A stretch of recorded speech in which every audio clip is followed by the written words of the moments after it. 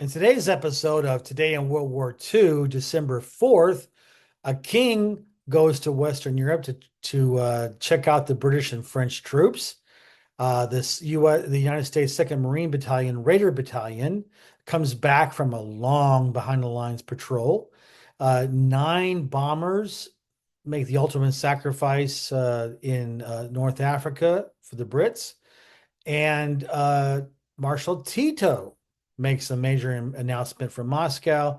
And finally, the German army gets spanked on the Eastern Front, taking a bunch of casualties. Let's get started. Okay, so on December 4th, 1939, King George VI made a trip to France to check out the British Expeditionary Forces, the Army, the Navy, and RAF units. And also, he took the time to, while he was there, to inspect the French Maginot Line on the Western Front. Just to put this into context, remember that from September 1st until uh, April or May of 1940, the two armies, the German army and the French and British armies, they were, you know, sitting opposite each other, but it was called the Phony War. Not much was happening there. And, Hitler actually didn't know this until after the war, but he had canceled 5 or 6 dates to launch his offensive. And it turned out that he didn't actually invade until, like I said, late spring of 1940. So for the most part, the British and the French just sat around twiddling their thumbs waiting for something to happen. It's interesting why the I guess it was timidity, because there was still kind of like this denial or this hope that maybe the war could end and maybe they wouldn't have to get into a huge world war like what happened in World War One. I know the Brits were traumatized by how many of their people they lost in World War One, French as well, I suppose. But when when the Germans attacked Poland, they didn't leave much in the way of forces on the Western Front. Hitler assumed that the Allies were weak, and he was right. They wouldn't attack him in the back while the majority of his forces were in Poland. But they just sat there and just let the Germans take the initiative. But this was a nice little visit by the king, and good for him. I will say it's better that he went there than his predecessor. Uh, you know, uh, uh, King Edward, I forget what his name was. They called him David, the one who got involved with the American Miss Simpson, and he abdicated his throne because he fell in love with her and turned out that she was quite the slut and was sleeping around with Nazis as well. Much better that he was there because he was a very honorable king and served well in helping the Brits maintain resistance during the dark days ahead. But that's what happened on the Western Front in December 4th, 1939. I would love for you to subscribe to my channel. If you're watching my videos, it must mean you like it, right? So just do me a solid and subscribe. It's works for you. It means you're always going to be my videos are always going to be put in front of you by YouTube. Click the bell to get notified when they drop. I drop them every single day. So thank you, and I'm moving on. Okay. So on December 4th, 1942, uh, the famous Marine Raider commander Evan Carlson, who was in charge of the 2nd Marine Raider Battalion on Guadalcanal, brought his Marines back from behind the lines at Guadalcanal. The Marine Raiders were formed right before World War II. Actually, it was interesting that FDR's, President Roosevelt's son was a Marine, and he made the proposal that the Marines should have commando units like the Brits were using very successfully already in Europe, especially against Norway. They made raids in Norway, made raids again in France, and so on and so forth. And the Raider concept was not, let's say, universally embraced by the Marines, but they kind of had to, say, yes, sir, aye, aye, sir, and obey when FDR got behind it.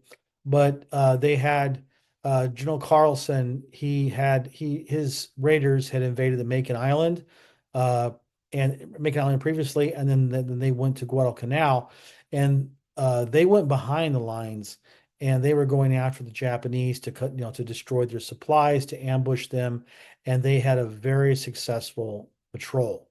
They were there for a few weeks, and they came out, and I believe the number was something like close to 500 Japanese were killed.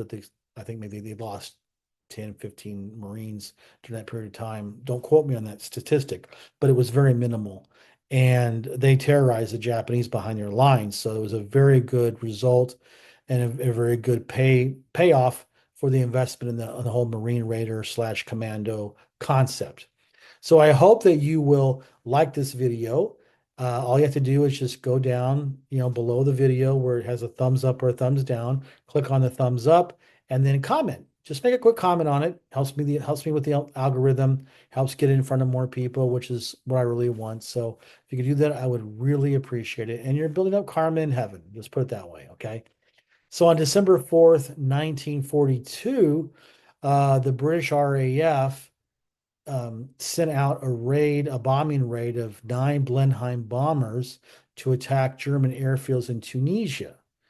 Well, they didn't have enough fighter cover or any cover at all, because the Germans were able to put up 50 Me-109s against them. Now you can imagine 9 slow bombers, lightly armed in daylight, trying to bomb an airbase in the desert. There's no cloud. I'm assuming because in the desert, there's not much in the way of cloud cover. They were sitting ducks. And with 50 fighters scrambled to go after them, well, you can imagine what happened. And they were all shot down.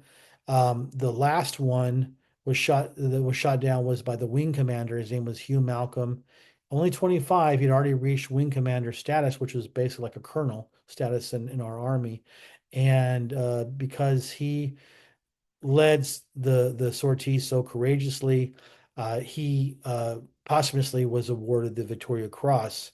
The bravery was unmistakable. The RAF pilots were so brave, and they must have known they're all gonna die, which is what happened. But they went through. Reminds me of the Torpedo 6 from the USS Hornet in the Battle of Midway, when they were all shot down and they didn't have any fighter escort, and the Japanese Zeros were swarming over them, and they had no shot, but they just kept going. They kept going and kept going. So, wow, just the bravery is astounding. So the next thing that happened was November 4th, 1944. Time magazine in the US reported that Marshal Tito had announced that he was forming a provisional socialist government from Moscow. Now, the Germans were still inside Yugoslavia, but Tito, as a communist, now he said socialist, but come on, it was a communist government. And he announced that he was going to, form a government after the war was over and after the Germans had been kicked out. This set the stage for a very brief civil war after World War II.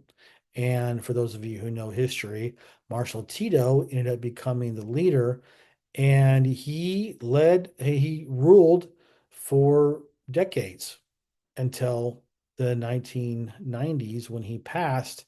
And he was the glue that kept that country together, because you had Slovenians, you had Bosnians who were Muslim, you had Croats, you had Serbs, and they all had different religions, they all had different cultures, and a lot of baggage left from World War II about which groups had supposedly collaborated with the Germans and who didn't.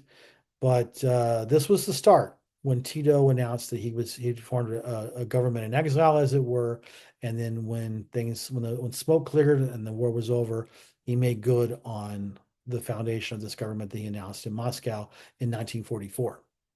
And finally, on December 4th, 1943, the German 11th Army attempted to crush a Soviet bridgehead in Kerch, Russia, which is right there next to Crimea.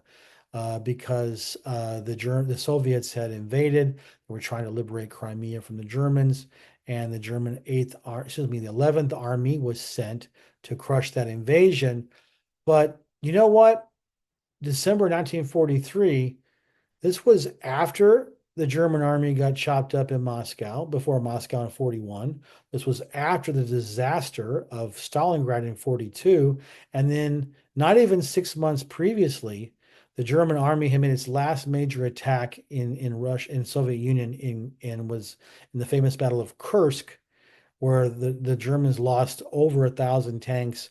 They were never the same after that. So they maybe had delusions of grandeur, that they thought that they could send their army and defeat the Soviets, in their advance into Kerch and the Crimea. But they didn't have the manpower anymore, the armored supply, or the armored divisions to be able to do that, and they got crushed. They lost 10,000 killed and over 3,000 captured. So that was a fiasco. So that's what happened today on December 4th, 1943. Thank you for being here. I appreciate every one of you who views my video. I look forward to dropping a new one tomorrow.